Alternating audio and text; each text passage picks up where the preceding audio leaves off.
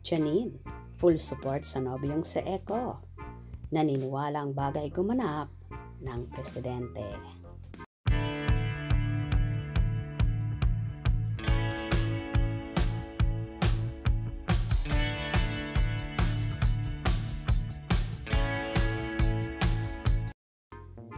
Inanunsyo na ng production company, TVA Studios, ng aktor na si Jericho Rosales ang siyang gaganap bilang dating Pangulong Manuel L. Quezon sa upcoming biopic na Quezon na ipalalabas ngayong 2025.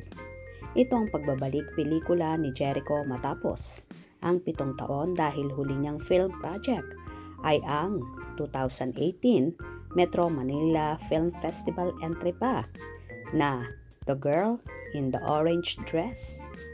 I feel so lucky and happy. Here, you will see Quezon as a person.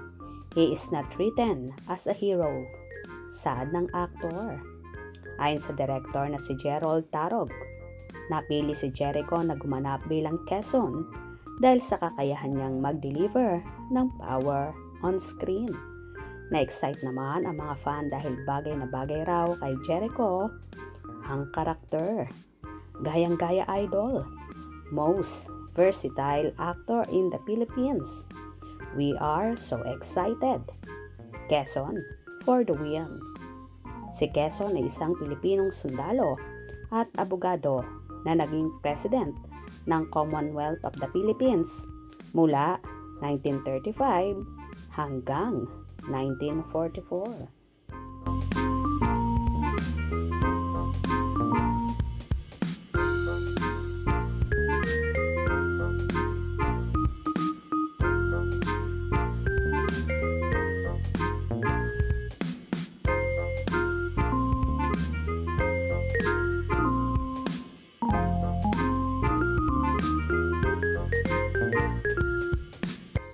Samot-sari nga ang naging saloobin ng netizens. Regarding dito, ang iba nagsasabi na di bagay kay Eco ang gumanap na Manuel L. Quezon. Pero mas marami naman at lamang ang nagsasabi na bagay ito sa aktor. Ang naturang pelikula na yon dahil for sure, mabibigyan niya ito ng katarungan. Alam naman nating lahat kung gaano kagaling ang isang Jericho Rosales pagdating sa aktingan. Kaya naman so proud at full support ang nobyang si Janine Gutierrez na naniniwala sa kakayahan ng aktor at no-cover. Sa iba, sasabihin na di bagay kay Eco ang maging President Manuel L. Quezon. Alam naman ng actress na mabibigyan nito ng katarungan ang naturang movie.